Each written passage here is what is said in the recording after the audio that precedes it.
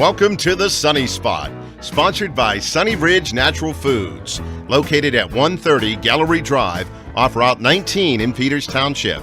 Your host is Gina Snyder.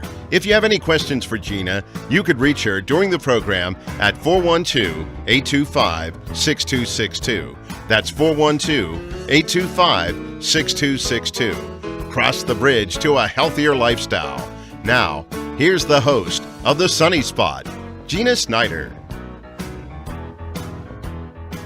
Welcome to the Sunny Spot, sponsored by Sunnybridge Natural Foods. I'm Gina, and I'm here with Vicki, the Sunnybridge Supplement Manager, to host today's show.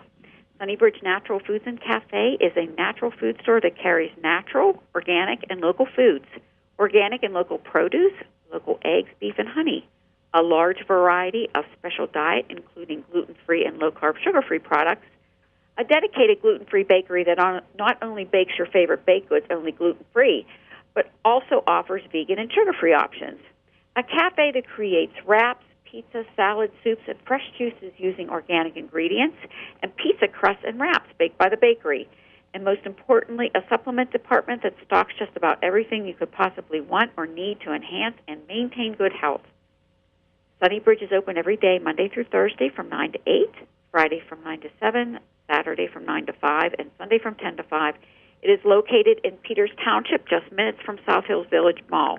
You can check out our website, sunnybridgenaturalfoods.com, or call us at 724-942-5800. Our guest today is Dr. Zach Bush.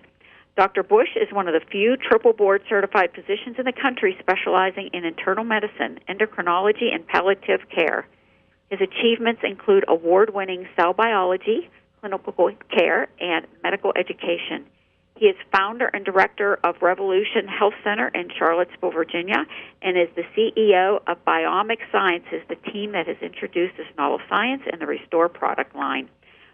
And today's topic with Dr. Bush is Restore.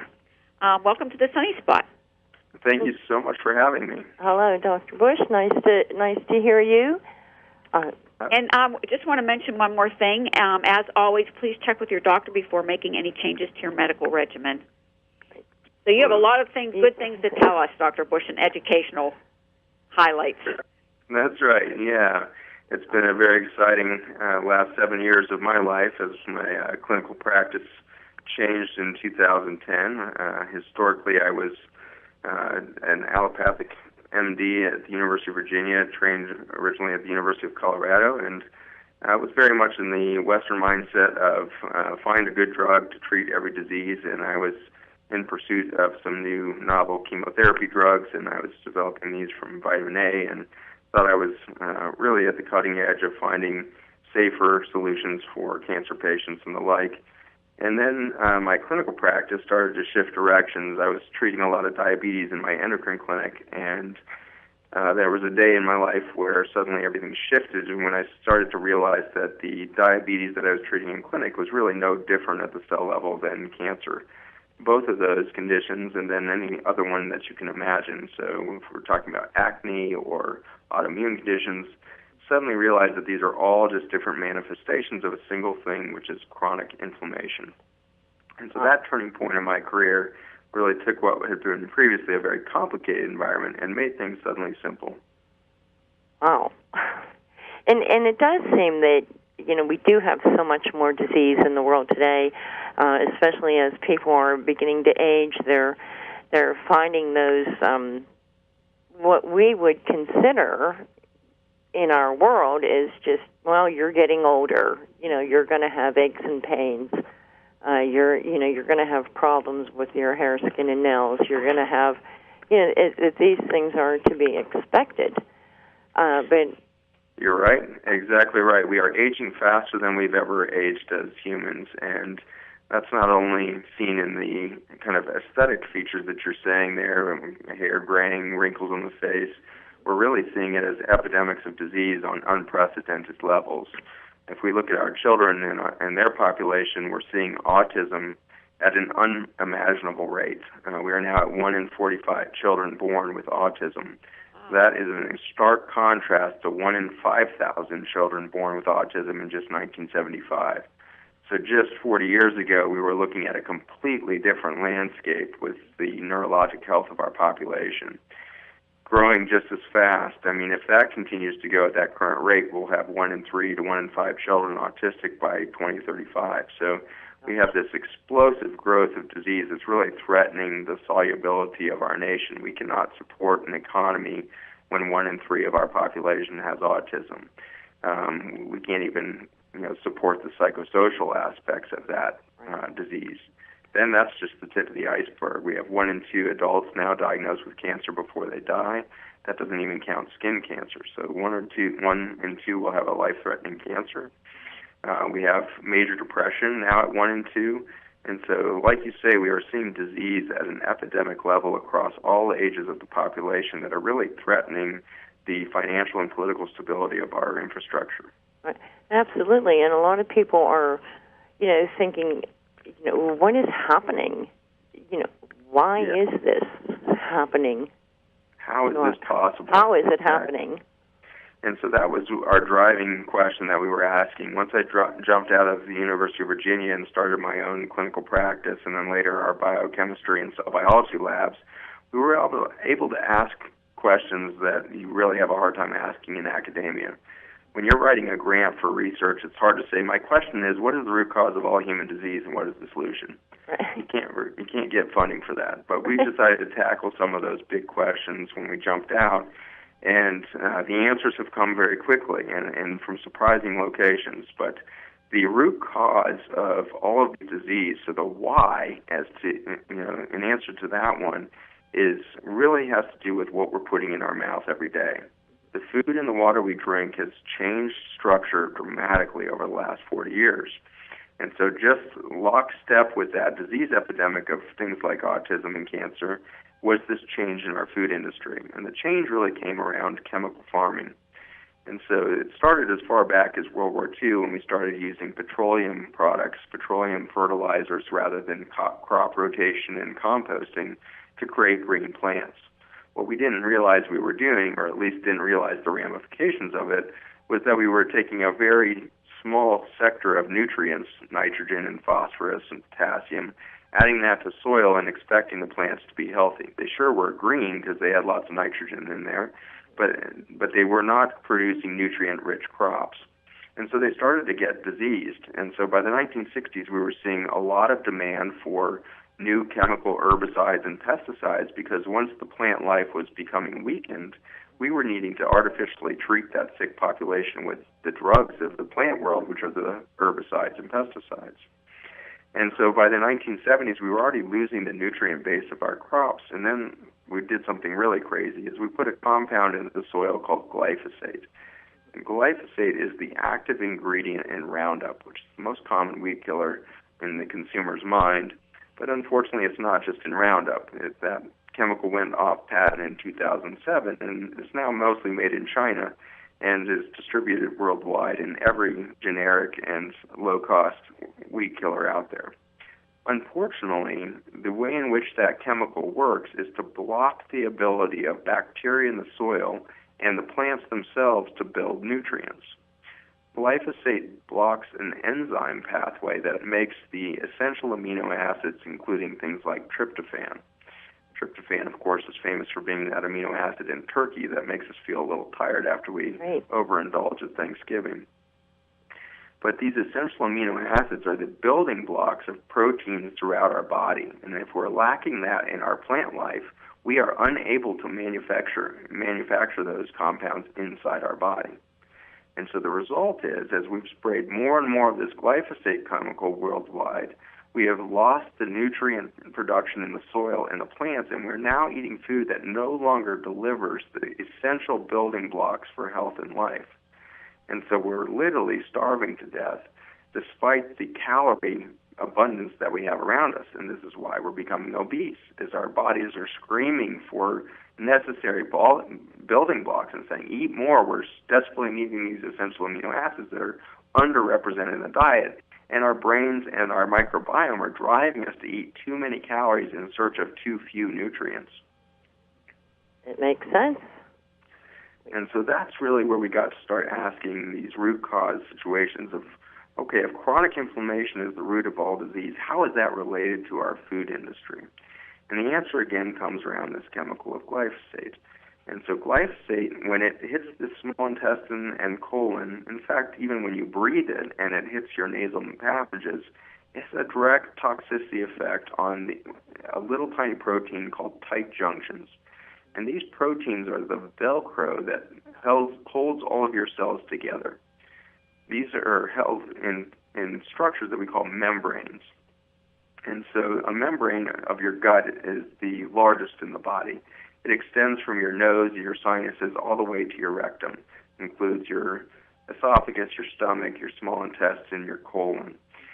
That whole environment has a surface area of about 2 tennis courts, massive surface area. And it's made out of microscopic cells. You're looking at trillions and trillions of these microscopic cells have to be bonded together with this Velcro-like protein structure called the tight junction. Well, it turns out that glyphosate activates the destruction of those proteins, and the whole membrane starts to leak.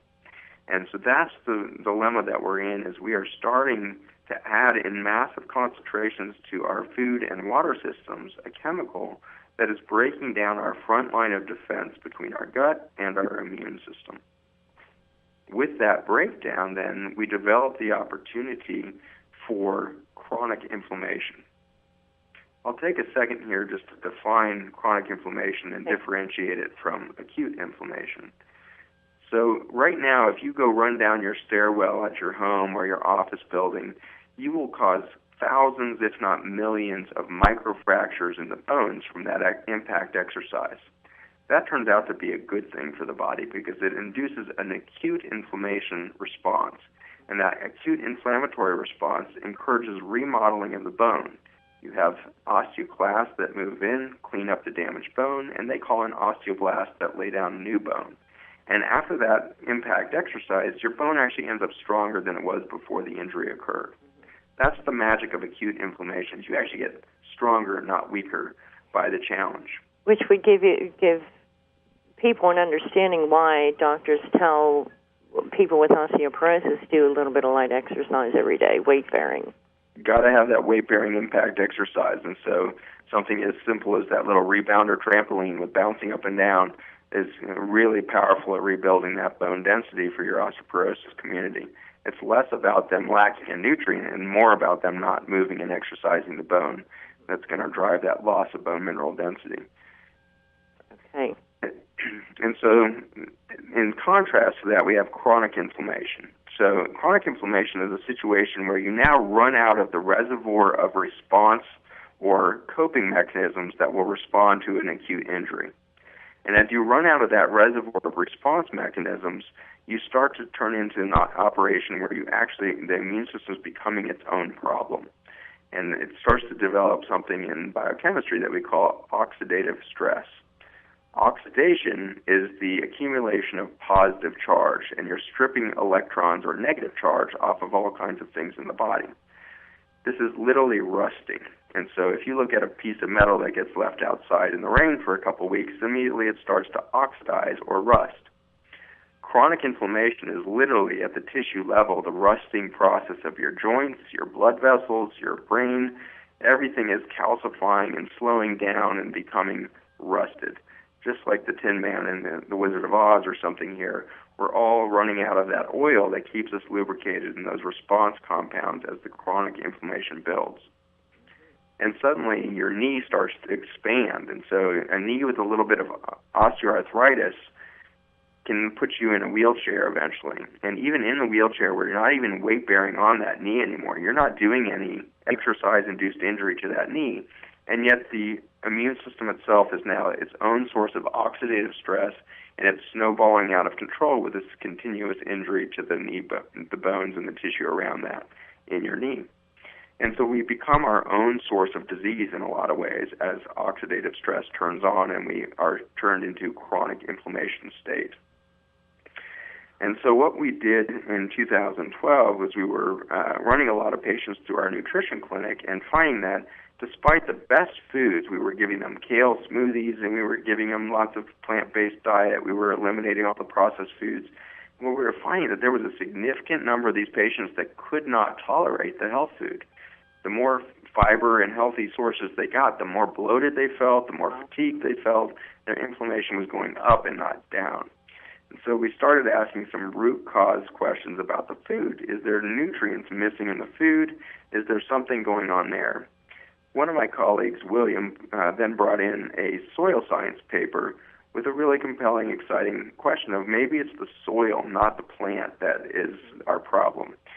And when I was going through that white paper, I happened upon a page that had a molecule that looked a heck of a lot like the chemotherapy that I used to make at the University of Virginia. And that opened up all kinds of exciting new questions and answers. And the questions that we then asked is, how do these chemicals that could modulate something as complicated as cancer be in soil? And it turns out that bacteria make all kinds of compounds that treat not only cancer, but diabetes and osteoporosis and all kinds of conditions, mental health conditions. This whole family of compounds made by the bacteria is called alkaloids.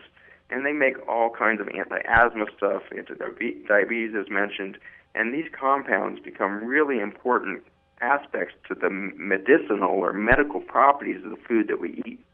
And we're now growing food that is lacking that alkaloid compound.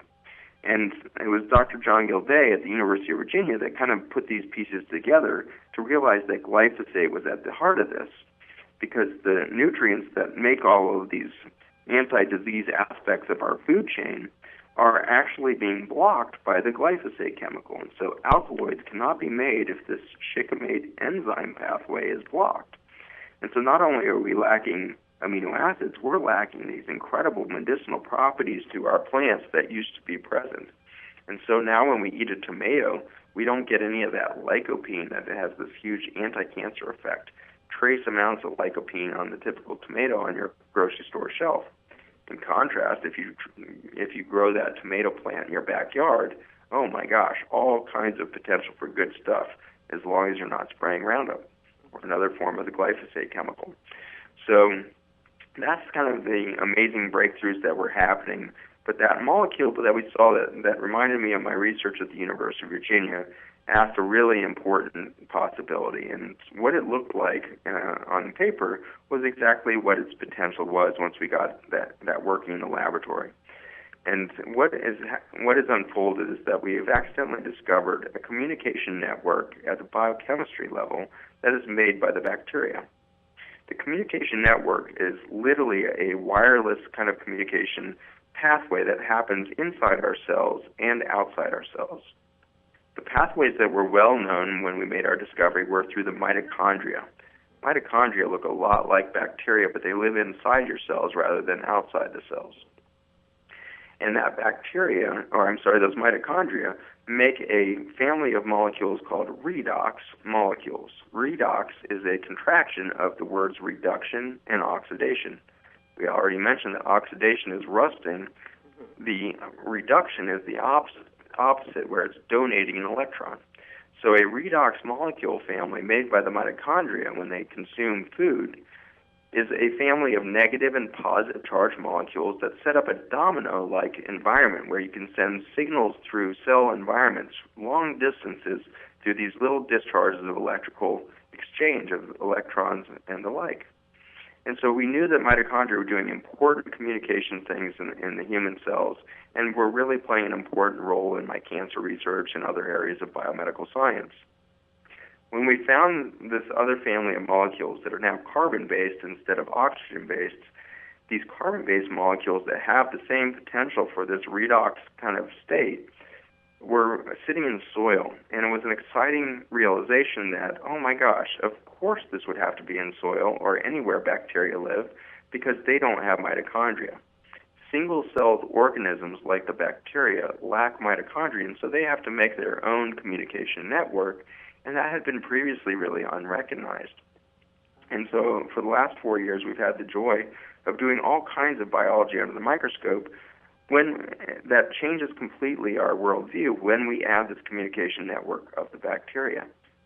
It's pretty fascinating to realize that all the biology that we think we know as doctors is at least half untrue, or at best half true, because we did not think about the bacteria in the equation. All of our science has been developed in sterile environments of petri dishes and the like in the laboratories that have dominated our medical knowledge of the last 100 years. And so to realize that we were lacking, because we excluded the bacteria from all of that science, we don't even know what normal biology looks like, and that would include cardiovascular biology, exercise physiology, muscle metabolism. We don't know what any of that looks like when you really pull in the bacteria and their communication potential. So it's been a very exciting kind of new era of science and medicine for our group, and we are excited to see the whole world follow in these pathways to understand this new importance of the bacterial communication. One of the major breakthroughs that came out of this was really around the influence on that protein that I mentioned earlier, the tight junction. And so we are facing the disease epidemics that we are seeing because we are by and large leaking. We have lost this barrier system in our gut membranes, and unfortunately goes far beyond the gut. The blood vessels that feed our body, the blood-brain barrier that protects our peripheral nerves and our brain, the kidneys themselves that are supposed to be detoxing our bodies, all of these systems are tied together with that same tight junction Velcro. And we are destroying that, not just because the glyphosate is there, but also, it turns out, because the bacteria are not there. When we're lacking this bacterial communication network, those proteins in the tight junctions become extremely vulnerable to injury. And glyphosate's a major player, but it turns out that with the addition of glyphosate and the loss of bacteria in our environment, the main thing that we are seeing come up that's not a toxin is gluten sensitivity. We've got some 18 million consumers now in the United States that identify themselves as gluten sensitive. We unfortunately think that's the tip of the iceberg. We think that 70 to 80% of the American population, so well over 200 million people just in our country, are clinically gluten sensitive, meaning their inflammation markers go up when they consume gluten. It turns out that gluten, as it breaks down in the gut, turns into one of these little peptides called gliadin. And gliadin acts a lot like the glyphosate molecule to weaken the tight junctions and cause leak. And as we add back the bacterial communication network, we see really magical resilience happen. And so the bacterial communication network makes resilient the normal healing pathways that regenerate these Velcro-like protein structures to create a really cohesive, protective membrane to protect you from the outside world. And so that's where we've gotten to with our science, and the product that's come out of that is this dietary supplement called Restore. Restore is a liquid supplement, and I think you guys are carrying that in your store now. And so do you want to touch on your experience with that? I would, Dr. Bush, but we do have to take a real quick break. I just want to remind everybody you're listening to Dr. Zach Bush, and we're talking about gut integrity and way more than that. So just remind everybody, you can call in with questions for Dr. Bush when we come back from our break, and that number is 412-825-6262. Again, that's 412-825-6262. We'll be right back. It's a party! Come celebrate 15 years with Sunnybridge Natural Foods in Peters Township. Stop by March 3rd and 4th for new products to sample, raffles, prizes, and anniversary discounts of 15% off all your favorite healthy, organic, and local foods and products. Enjoy a healthy bite from the cafe and a sweet treat from the bakery. Sunnybridge is thankful and truly appreciates their customers. They look forward to many more years of growth and service to their community and seeing you there. Celebrate 15 years with Sunnybridge Natural Foods. For the anniversary lineup of speakers and demos, visit their website, sunnybridgenaturalfoods.com, or call 724-942-5800. 620 HP.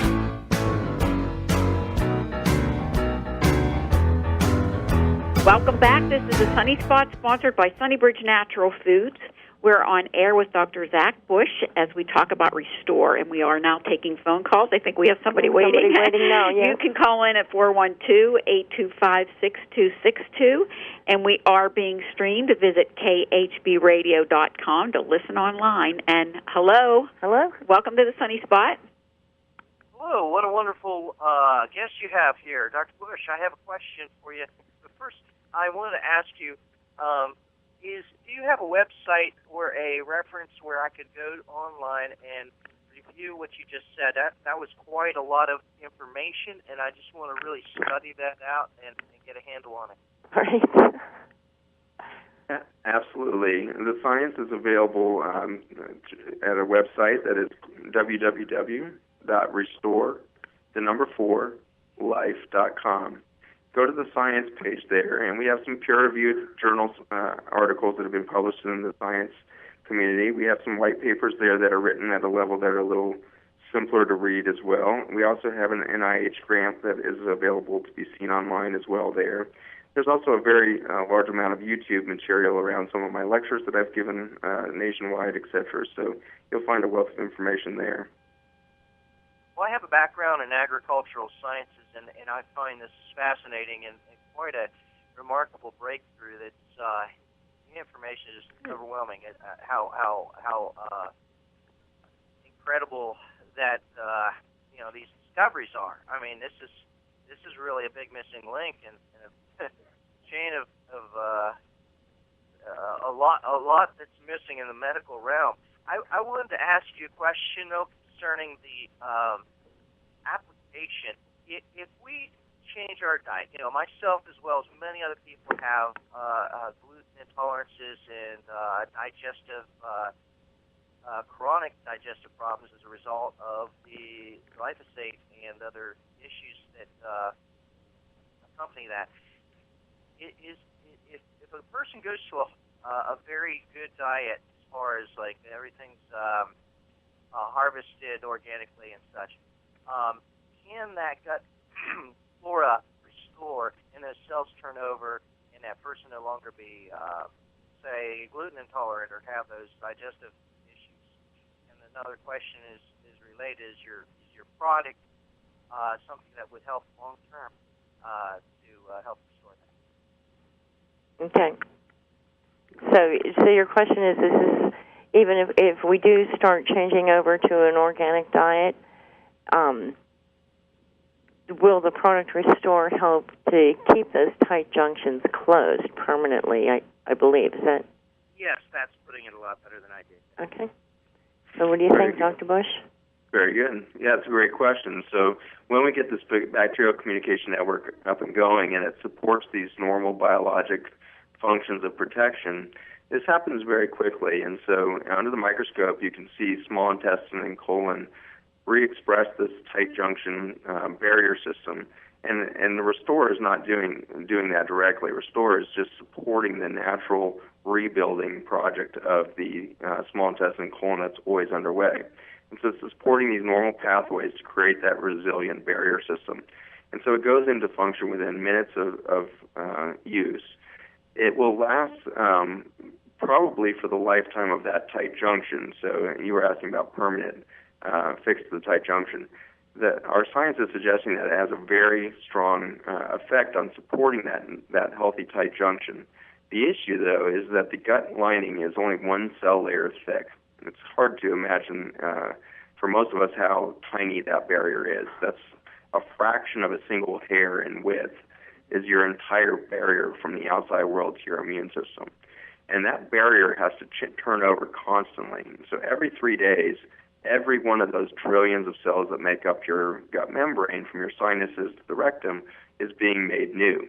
And so you can take some of this bacterial communication network in the form of the liquid supplement, and you're immediately strengthening everything that's there. But within hours, you're going to have 10 to 15% of that population that are unprotected again because they've never seen the product.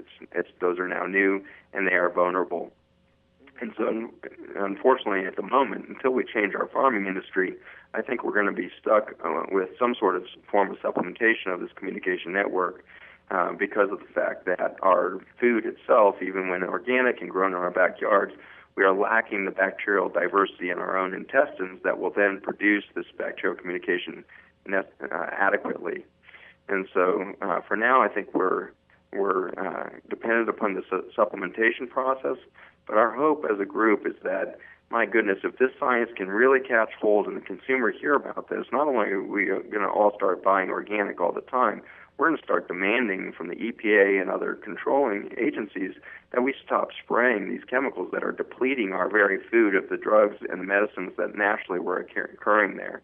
So we think that our science is not just going to sell supplement products. We are really hopeful that our science is going to completely, radically change the industry of agriculture and the way we interact with our food.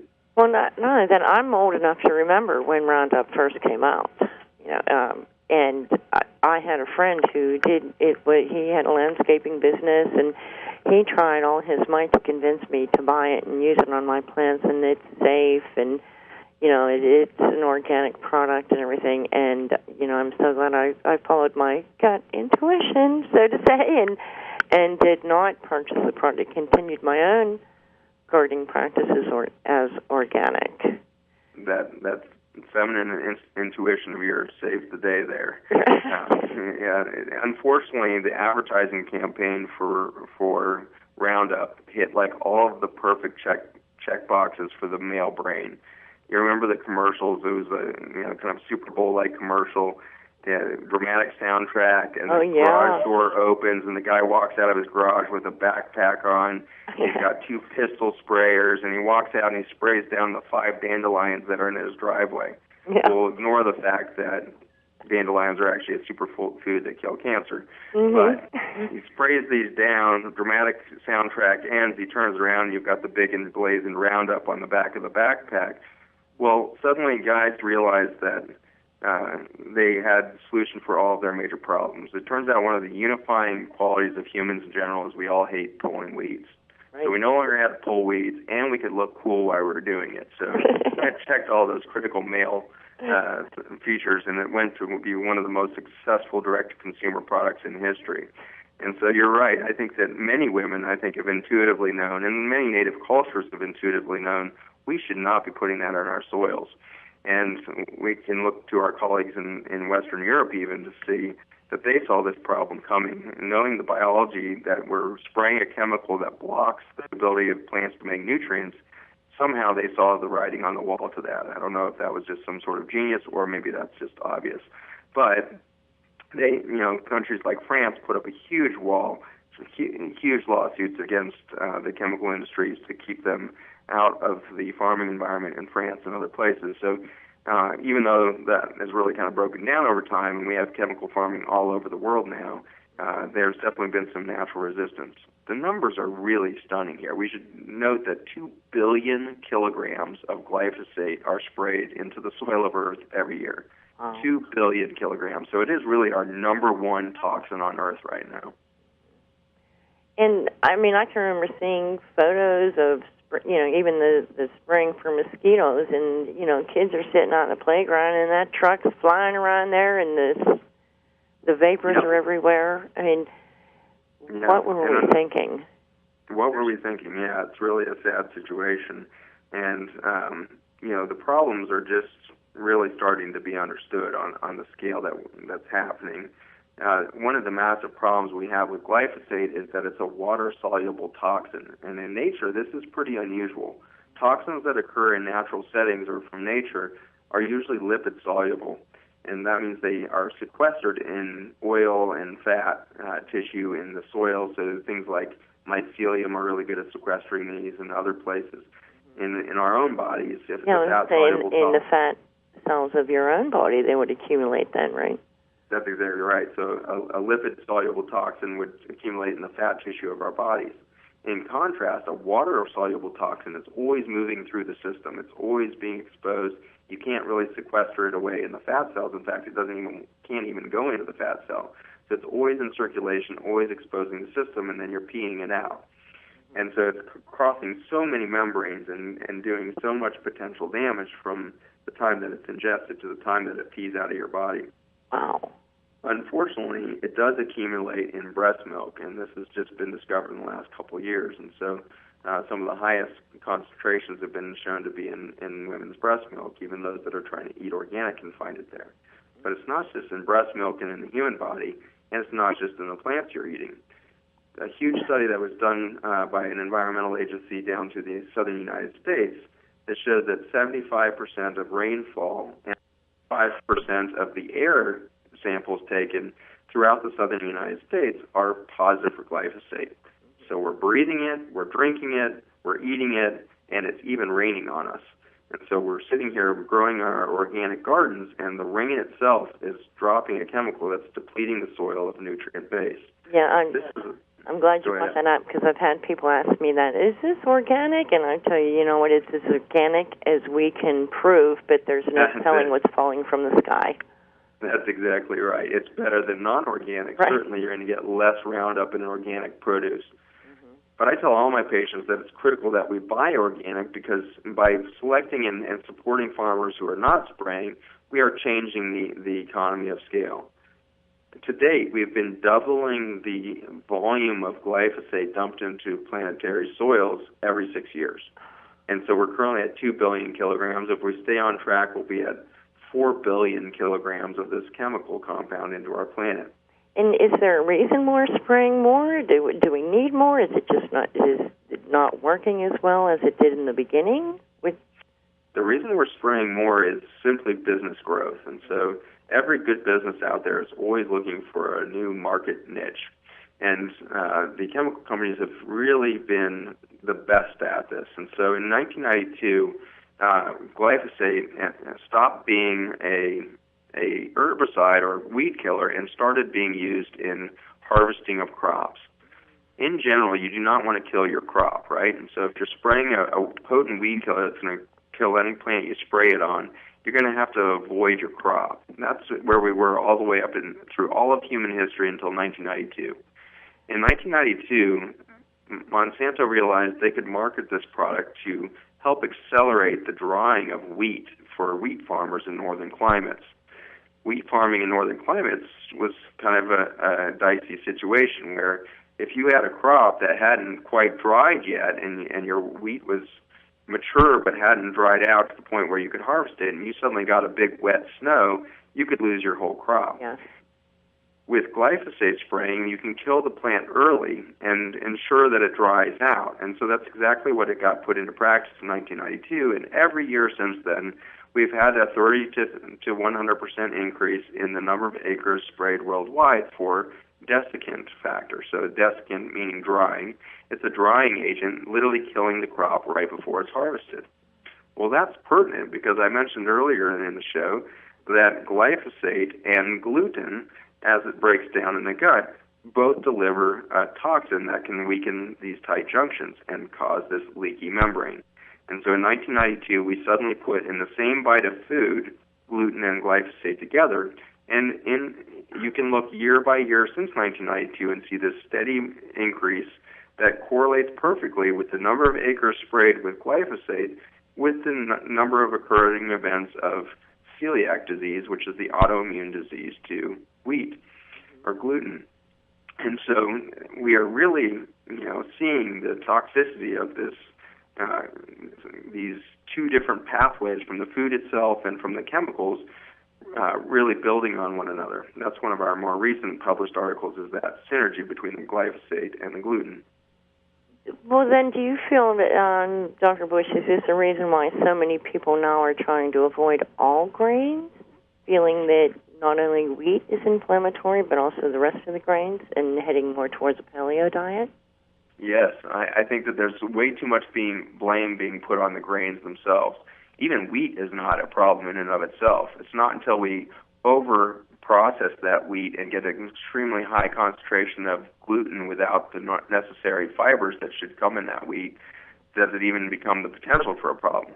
But if we over-process it and get a very high concentration of gluten without the fiber, and then add the glyphosate, then we have a problem. But there's absolutely, a hate program going on in this country against grains in general. And I think it's probably not fair. I think we're not realizing that it's actually this leaky membrane effect that's making us sensitive to all of these foods. And it's not the foods themselves. The danger, of course, as we start to do all of these elimination diets, is we stop challenging our gut with variety, and we start eating these very narrow diets. And that's what's happening more and more as people get more and more food allergies because their gut is leaking, their immune system's overwhelmed. They're narrowing and narrowing their food choices, which is, of course, is then reducing the need for any biodiversity in the intestines. An optimal gut has 30,000 or 40,000 species. Wow. Huge biodiversity. The only other place in nature you find that kind of ecosystem is something like a rainforest or a coral reef. So we're supposed to have this booming biodiversity of cooperative entities and little microorganisms all in cooperation throughout our sinuses, nasal passages, back of the throat, down through the tonsils, down through the intestines, stomach, small intestine, colon. Recently, actually, a huge discovery was made around the appendix.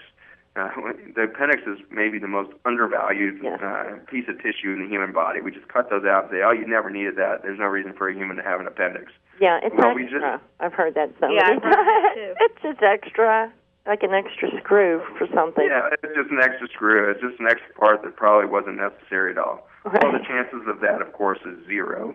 Of course, it's there for a very important reason, and we just figured out that the reason is because it acts as a data bank or a library for the ecosystem. And so when our gut is exposed to a virus and then we suddenly get a huge wipeout of microorganisms, or we take an antibiotic, or we get exposed to some other toxin, we wipe out a lot of our ecosystem. But if we have a really healthy appendix, that appendix can act as kind of a protected space that has less exposure to those injuries and can repopulate the gut after the event is over. Well, now we're chopping appendices out as fast as that we can justify, and so we're leaving people without the ability to repopulate their gut. So suddenly, one course of antibiotics, and they're devastated for the rest of their lives because they can't repopulate the gut. I'm so glad you brought this up. Oh, my gosh. Keep going.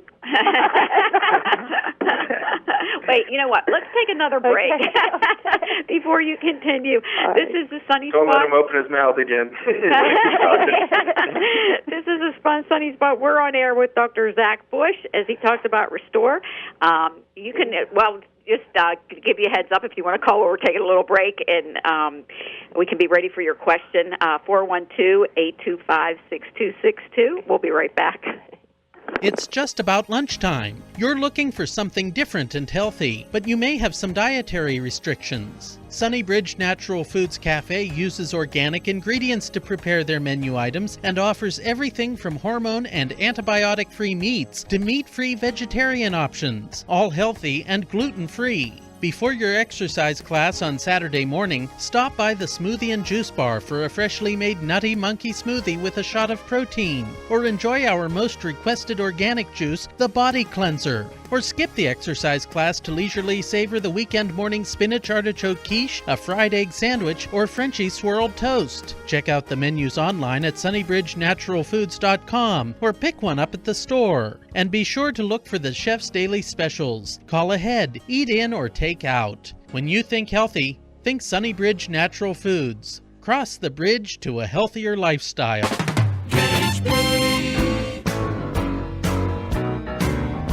Welcome back. This is the Sunny Spot, sponsored by Sunnybridge Natural Foods. We're on air with Dr. Zach Bush, and today's topic is Restore. Okay, I'll let you take it from here.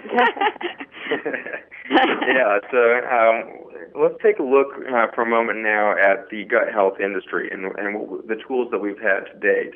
Okay. And we've really had a hard time as a medical industry and as medical doctors to define what gut health even is. And I want to just define that briefly for your listeners so that it's just clear that what we're talking about. I'm throwing out a lot of information at you today, and there's a few takeaways. A healthy gut is two things. Number one, it needs to be an intelligent membrane. It needs to be that protective barrier from the outside world that keeps the bad stuff out and lets the good stuff in. So intelligent barrier is step one to a healthy gut. Step two is a massive ecosystem. You need as many bacteria as you possibly can. Bacteria are some of the most amazing detox machines ever.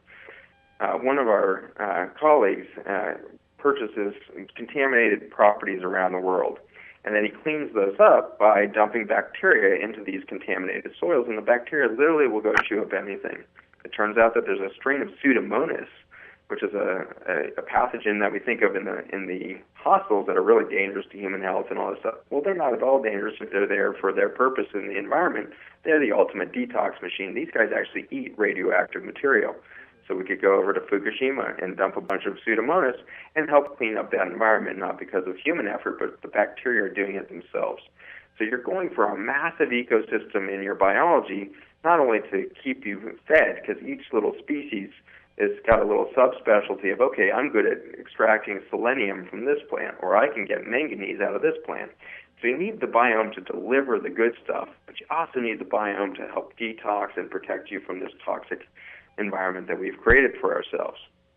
How do we get that ecosystem back in there? And the tools that we've had to date have really been limited to the probiotics. Yeah. I think probiotics was a massive, important breakthrough in the thought process around bacteria, because up until the 1970s, allopathic medicine really saw all bacteria as bad. Yeah. And so we have been killing it with antibiotics, we're killing it with antimicrobial soaps, alcohol wipes, everything else. We're killing bacteria, Probiotics was an important step to say, you know what, there are good bacteria out there, we need good bacteria, and it's important for health. So it was an important step forward kind of in the intellectual approach to bacteria. However, as a tool for gut health, it's very limited. The reason is a couple. First of all, your probiotic is very limited in the number of strains of bacteria. And so you may only have 2 species, 3 species, sometimes as much as 5. There's a couple products on the market that are as much as 24 species. Mm-hmm. But when we use a probiotic, we need to use it in short term generally. And the reason is because of that need for 30,000 species, not 3 species. If you read the marketing material for most of your probiotics, it will say there's 35 billion copies of this lactobacilli or this actinomyces, whatever is in there. Or now there's some on the market that are now saying there's 1 trillion copies of this bacteria. Well, it sounds great. It sounds like, wow, I need 1 trillion bacteria. I can get that. But when you now think back to that ecosystem, wow, I need 30,000 species to be balanced and cooperatively working in my gut. If I start overwhelming that with 35 billion or 1 trillion copies of 1 or 2 species every day, I'm really going to challenge that and really be at risk if I keep doing that long term to create a monoculture. So if you find yourself on probiotics or you feel a need for them, you certainly want to cycle them. So go from one brand to another, try to find different species, try to find as much a variety as possible. But Restore is a really unique opportunity to, instead of trying to microengineer and trying to manipulate with just a couple species, give back the communication network and let the ecosystem really develop itself. And we saw this in spades in the first clinical trials we worked with our patients. We were treating a lot of patients who had so much adversity from chemotherapy and antibiotics and the like that they had lost all biologic life in their gut, and they had what we call white chalk stools. These are patients that have no more compost in their intestines, and there's no more brown stools. Instead, they were passing just the white epithelial cells of their colon as it's left every 3 days. And so every couple days or a week, they'd pass a little piece of white chalk of these dead cells. That's about as wiped out as a human gut can get. And then we took just a couple teaspoons a day of the Restore, and you put that back into the system, and within 4 days, we were seeing normal bowel movement occur. That's pretty extraordinary for the most obvious reason that there are no bacteria in Restore. And so here's a sterile product with no bacteria that is repopulating the gut. Well, it's not actually the product that's repopulating. The product's simply putting the wireless communication network and literally the compost in which the bacteria grow back into the gut environment. And so we have a nasal spray that you can spray into the sinuses and start to achieve this diversification of the microbiome in the nose, and you can help stabilize things there, or you can spray in or take it orally and start to repopulate there. And so that ability to repopulate a gut is pretty profound. But what you should be asking right now is, if the product is sterile and you're getting all of this ecosystem, where are those bacteria coming from? Yes. And the cool answer to that is it's mostly repopulating by breathing. Every time you go outside in your garden and you pull a weed, there's a huge plume of bacteria and fungi and all kinds of microorganisms that go airborne, and you have the opportunity to breathe that. And so breathing your microbiome is a really exciting opportunity to repopulate your ecosystem. I encourage my patients, once they've started on Restore, to get out into as many ecosystems as they can. So I'll have them drive out to Virginia Beach and breathe there for a couple of days, have them go up the Appalachian Trail for a weekend and breathe by the waterfalls. That sounds like a great prescription to me. Yeah. It's a pretty good prescription in the end. We need to get out of our air-conditioned cars, get out of our air-conditioned offices and houses, and we need to get back out in nature. And it's such a powerful tool. Of course, there's antioxidant and antidepressant factors for just being in the sunshine. So a million reasons to get back out into that macro environment and reconnect with that nature that's desperately trying to heal you. Yeah, and I do feel that. I mean, I see these kids today. Nobody's outside. You drive down a street, you never see children playing outside. They're all inside, and especially not in the dirt. You know, I know a lot of people that, you know, oh, your hands are dirty, go wash them. And, you know, many years ago, a farmer would be out in his field and get hungry and pull a carrot and brush it off on his jeans and eat it. That's exactly right. That's exactly right. And my kids grew up with that same process. Go out to the garden and they take a vegetable and they eat it. And my son was crawling around at 14 months in his diaper, you know, harvesting food naturally. Nobody had to teach him how to pick food. It was just obvious. Well, there's a pretty tomato. I'm going to stick that in my mouth. Yeah. So, you know, we really have the opportunity to really reconnect at a very basic level with our food chain. At the end of World War II, it's pretty fascinating to imagine how recent this was, but we were growing 45% of the American food chain in the backyard victory gardens. Yeah. 45% of our food chain. We are now growing less than 1,000% of our food in our backyards. And so we have outsourced our food production industry, and I think that's pretty important for us to realize as consumers, is we can't just go blame Monsanto or some chemical company for our problems. We created our problem by outsourcing the most basic thing of human life, which is eating. We outsourced our food production on a global scale, which led to factory farming and massive scale chemical farming practices. So we really were part of the problem or part of the demand for this industry that would be created. And we are also the solution, which I think is empowering because it can be pretty terrifying to look at our rates of autism and disease and think that this is somehow associated with our food chain, and how do we possibly turn this thing around fast enough before we completely collapse as a species?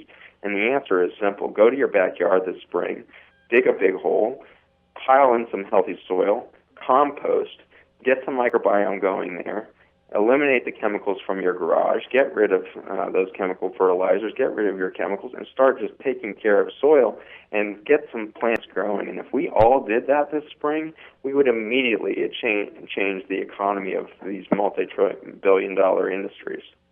Well, I'm glad, even though my kids, they always thought I was old-fashioned, but some of the looks when my children would have friends over and we'd be having dinner, they'd be staying for dinner, and I would give my kids a bowl and say, go outside and pick a salad. That's right. And, you know, the unfamiliar ones would just look at me like I had a few marbles missing, you know. That's right. Until they actually went out there with my kids and came back with a full bowl salad. It's pretty amazing how simple it is.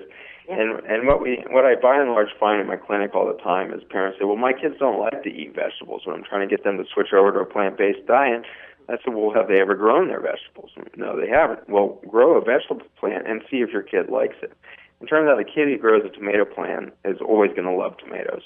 And so you can get your kids really engaged back with their food chain and diversify their palate by just getting them involved in the process of picking that salad themselves, getting really intact with that nature. Yeah, and not the same as go pick your own apples or things like that. It's a whole different experience if it's in your backyard. That's right.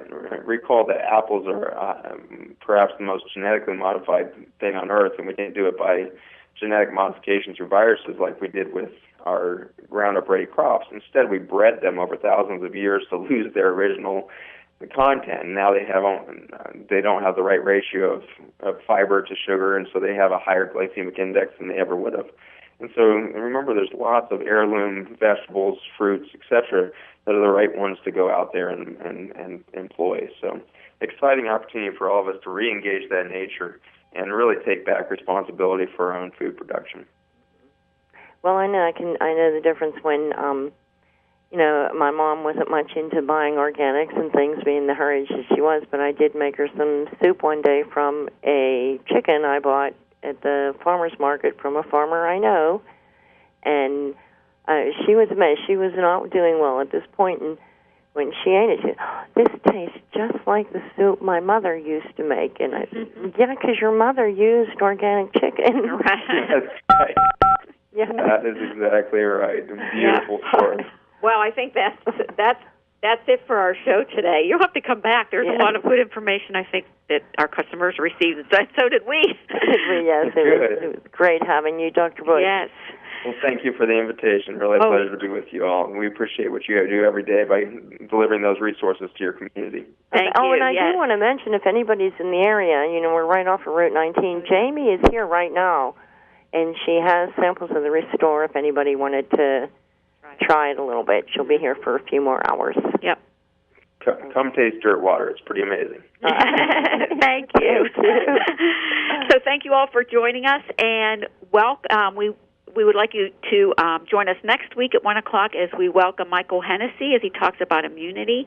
And just to give you a heads up, we will be celebrating our 15th year anniversary on March 4th and 5th, or 3rd and 4th. 3rd and 4th. Lots of exciting demos going on and samples and basket raffles, and especially a huge store discount, store-wide. So come on down those days, and we will see you next week on the Sunny Spot. Bye-bye. Bye-bye.